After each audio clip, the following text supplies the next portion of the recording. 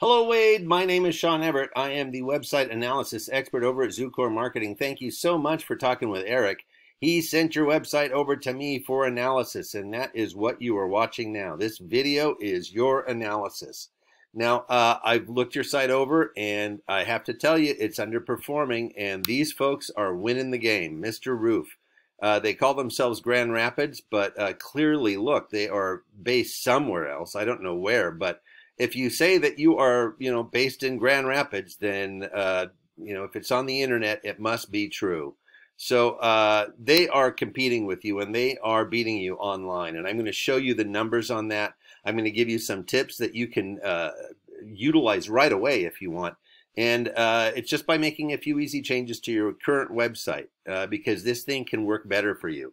I will say that looking through your website, it might be a bit brief. I don't know how long you've had this website, but if you got it recently, they did not give you enough space. I know that there might be other pages beyond this one, but your home page needs to be a little bit larger. And it doesn't have to necessarily change the scroll size. You can hide words underneath things that reveal words. You can do a variety of things to get more words on here, but I'll get to that in a second. Now, it's a fine website. If I was a customer, I wouldn't mind showing up here. I would feel like I had found a place that was professional and that was kind of homey. Now, the first thing I do after looking at your actual website is I have this paid tool. It's called Ahrefs. I subscribe to this and it gives me, see, there you are, Veenkamp Roofing, and it gives me all of the metrics of your site, so I know how it's been performing over the last couple of months. Now, the next thing I do is a regular old Google search. Google Grand Rapids, Michigan roofer. And why? Well, because Google controls 96% of the traffic on the internet. And by controls, I mean, think about the last time you went to a site that you hadn't been to before. How did you get there? Likely it was because of a Google search. So they are extraordinarily powerful on the internet. It's important to know how they work. Most people do not. And if you don't know how something works, then you cannot take advantage of it. It's that simple. I think there's even an OSHA rule around that if you don't know how Google works, I'm sorry, I made a joke. Anyway, this is an area that we call the map pack, and I'm going to explain how Google works by explaining the results page here. Now, the map pack is ordered by something called the Google algorithm, and the algorithm hunts through the internet looking for 3 things from a website.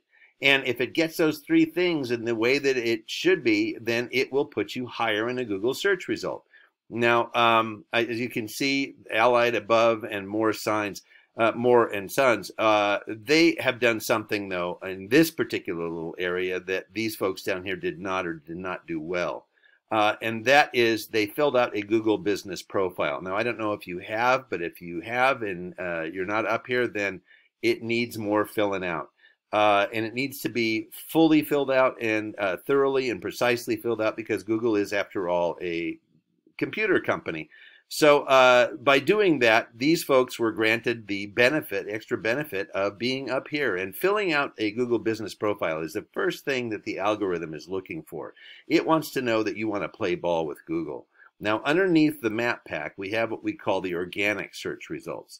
And I just want to point out that they are somewhat separate to these up here because here is above roofing there, and here they are here. So you can see that you can be in both places, and that would be ideal. Now, Mr. Roof is the very first contractor that I come across. So that's why I chose them, because I want you to see what the #1 spot, the benefits of it being in a Google search. This is part 2 of what the Google algorithm is looking for, part 2A. Now, here is your website. I'm going to do something really fast. I'm going to take your website and cut and paste the home page into this word counter. And do the same for Mr. Roof over here. Do the same thing, paste, and as you can see, you have,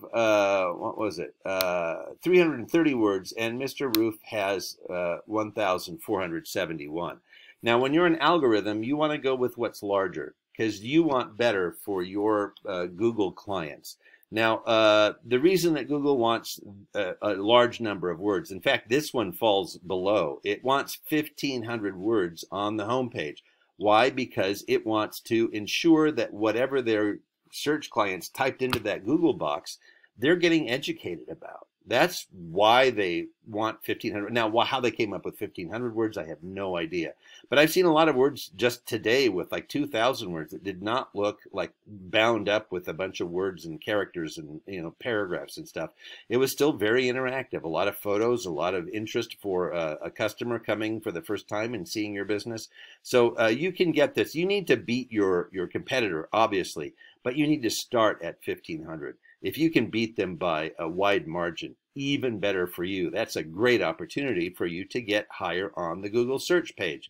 Now, all words are not the same. So even though you have another 1,200 words to get to on your page, they can't all be the word donut or typewriter. They actually have to be part of your industry. And that means that they are called keywords. Now, keywords are words that Google expects you to have on your website by virtue of who comes up in searches when they search for, say, in this case, roofer from Wichita. That is why they are called keywords, because Google expects them to be there. And the more of them you have, that means the more that their customers are going to be educated about this subject that they put in.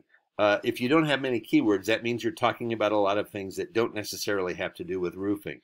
Maybe they have to do with, oh, we're the most trustworthy and all of that stuff. Well, that's great, but everybody says that. So what you want is actually to describe your process of putting on a roof and how it differs from other people. And it's, you know, it's about the actual workmanship. Now you have 9 keywords, and Mr. Roof has 13,200 keywords.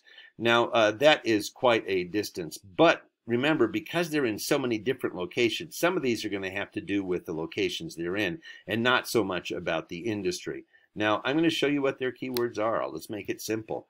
Obviously, we're going to ignore anything that says Mr. Roof, because that's just people looking for something that they already know the name of. But residential roofing services, residential roofing contractor, residential roof repair. To you and me, all of these are the same, but not to the algorithm. The algorithm does not know our language.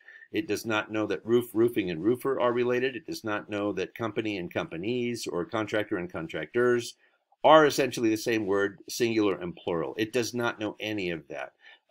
It just is looking for little phrases that it has been told to look for, that it actually determined itself that it was looking for, and that is what it is looking for. Now, remember, it also is doing this concurrent with, you know, your search. It's doing that in Japanese. It's doing it in Polish. It's doing it in Spanish. It's doing it in, I don't know, in whatever they speak in the Congo. So that is why there's a lot of things that look very similar. Now, roof shingles colors, most popular, algae on roof. See, some of these have to do with, like I have not put these 3 words together in that order ever in my life.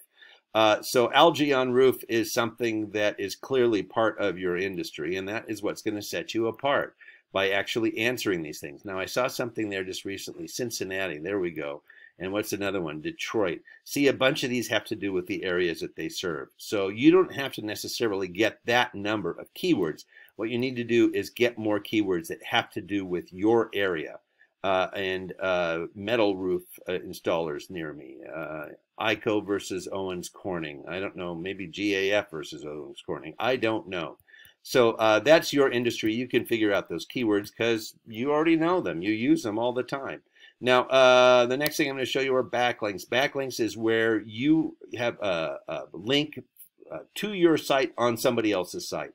For instance, Yelp would be one where you put your link in your profile and then it refers back to your site.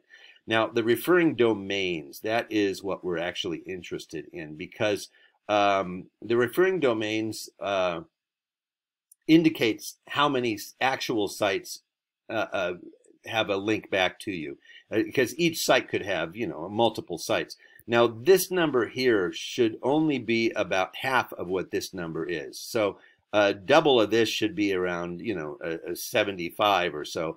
and you have 1,300, which means you have a lot of spammy backlinks. You have backlinks in there that you do not need or want because they count against you in the Google world. Now, I'm going to show you what your competitor has. You have 38 domains. They have 655. And any of their domains that they are on, you are worthy of being on too. Let me show you. Here are their backlink domains. Wikipedia, Vimeo, Home Advisor, MapQuest, University of Texas, interesting, expertise.com. Now, all of these are sites that you can get on. Sometimes it's just a question of filling out a profile. In fact, I'm going to show you right now. Expertise.com is a really good one to look at because it's as simple as this. Get listed. Click, there you are. And it is a highly rated website. It has a rating of 90. Now, I haven't described this, though, but this is the domain rating. This is a scale of 0 to 100, and it shows the strength of a domain's backlink profile, meaning that these sites have a lot of other sites that refer back to them. They have a lot of links from other sites to their site, and Google expects that to be a good thing because they want to send their customers someplace that somebody has already been to and thought, oh, well, I want to link to this place, so, you know, it just is a way of Google. Well, it's like this. There was a mean girl in high school, and when she talked with the other mean girls about somebody, that person became famous for the afternoon. And that's what Google is. They're the mean girl in high school. They talk about somebody enough, then it makes people like go, oh, what's going on with you? So that's exactly what's happening here. These links back to your site are something that Google expects to ensure that their search clients are going somewhere important. Now, what this all comes down to is this: your traffic. Last month, you had, this last month you had 0 visitors from a Google search, and that is down 1 from the month before. So you had 1 visitor 2 months ago, and then last month you had 0 visitors. And that is because you can track how many people come to your site through a Google search. There's a whole bunch of letters that show up after a link, and Google knows whether it's from their site or not that somebody goes there. Now, your competitor, as opposed to having 0, had 11,500. Now, of course, that is because they are looking at a wide area of the country that are responding to them, not just one area. But there is a lot of difference between 0 and whatever the possibility is for you. Let's say that it's 3,000. That would mean that they have, at this point, they have 3,000 more, if we take that as sort of a round figure. At this point, they have 11,500 more opportunities to have one of their visitors become a client, to become somebody who puts money in their pocket. And that's not something to sneeze at. That is a tremendous amount of money. This company, which does a lot of research into industries and regions, thinks that the value of these visitors is about $82,000 in total. So that is a huge chunk of change. Now, I'm just going to summarize here. What you need in order to get higher up in the search results is to fill out a Google business profile, to get more keywords, and to get more backlinks. And that is these are the tips that you can implement right away. You don't, but here's the deal. We can help you make those changes because we know what we're doing, and we can do that with the idea of getting you more new customers and putting money in your pocket. Now, Eric is going to be following up with you to talk about these ideas, and I thank you so much, Wade, for sticking with me. I hope you have a great rest of your day.